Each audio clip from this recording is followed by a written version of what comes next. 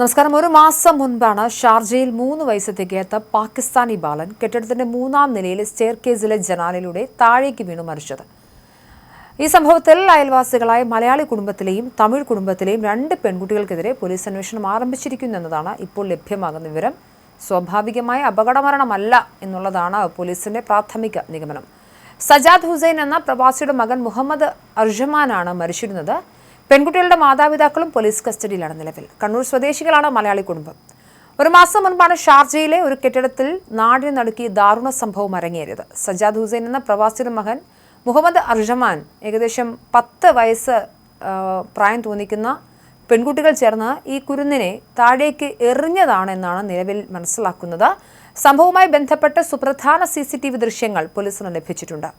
അപ്പാർട്ട്മെന്റിന് വെളിയിലെ ഇടനാഴിയിൽ കുട്ടി കളിച്ചുകൊണ്ടിരുന്ന സമയത്താണ് സംഭവം നടന്നത്.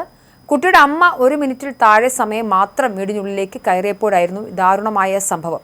CCTV ദൃശ്യങ്ങൾ പ്രകാരം പെൺകുട്ടികളിൽ ഒരാൾ ഗോവണിയുടെ വാതിൽ തുറന്ന് കുട്ടിയെ കൈകാട്ടി അകത്തേക്ക് വിളിക്കുന്നത് കാണാം.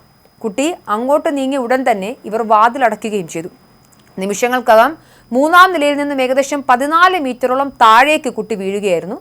കുട്ടിയെ താഴേക്കിട്ട ശേഷം യാതൊരു ഭാവവ്യത്യാസവുമില്ലാതെ ശാന്തരായി പെൺകുട്ടികൾ നടന്നു പോകുന്നതും ദാരുണമായ ദൃശ്യങ്ങളിലുണ്ട്.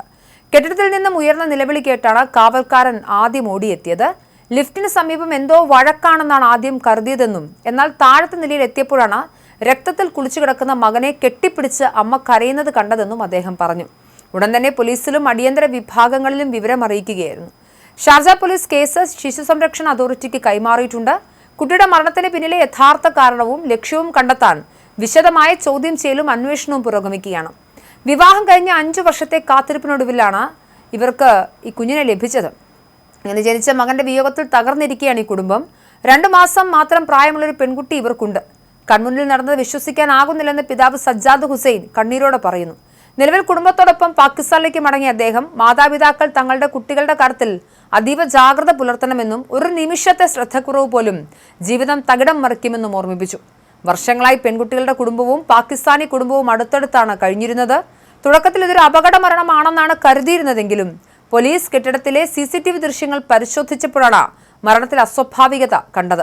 കുട്ടിയുടെ മരണത്തിന് പിന്നിലെ യഥാർത്ഥ കാരണവും ഈ കുട്ടികൾക്ക് പിന്നിൽ പ്രകോപനപരമായ മറ്റെന്തെങ്കിലും ലക്ഷ്യമുണ്ടോ എന്ന് കണ്ടെത്താൻ വിശദമായ ചോദ്യം ചെയ്യലും അന്വേഷണവും ഒക്കെ പുരോഗമിക്കുകയാണ്. വർഷങ്ങളായി പെൺകുട്ടികളുടെ കുടുംബവും ഈ പാകിസ്ഥാനി കുടുംബവും അടുത്തടുത്താണ് താമസം. കുട്ടികളുടെ മനസ്സിലെ ഈ ക്രിമിനൽ ചിന്തയ്ക്ക് പിന്നിലെ കാരണം തേടുകയാണ് പോലീസ്. എന്താണ് നടന്നത് എന്ന കാര്യത്തിൽ വ്യക്തതയില്ല. കുഞ്ഞിനെ ഇവർ അടുത്തേക്ക് വിളിച്ചിരുന്നു. കുട്ടി അടുത്തെത്തിയപ്പോഴേക്കും വാതിൽ അടച്ചിരുന്നു എന്നുള്ളതായിരുന്നു കുറച്ചു നാളുകൾക്ക് മുൻപ് വന്നിരുന്ന റിപ്പോർട്ട്. എന്നാൽ ഈ കുട്ടിയെ ഈ പെൺകുട്ടികൾ താഴേക്ക് എറിഞ്ഞതാണ് എന്നുള്ള കാരണവും ഇപ്പോൾ നിരത്തുന്നുണ്ട്. എന്തായാലും CCTV ദൃശ്യങ്ങൾ അടക്കമുള്ള കാര്യങ്ങൾ പരിശോധിക്കപ്പെടണം. എങ്കിൽ മാത്രമാണ് സത്യം വെളിപ്പെടും.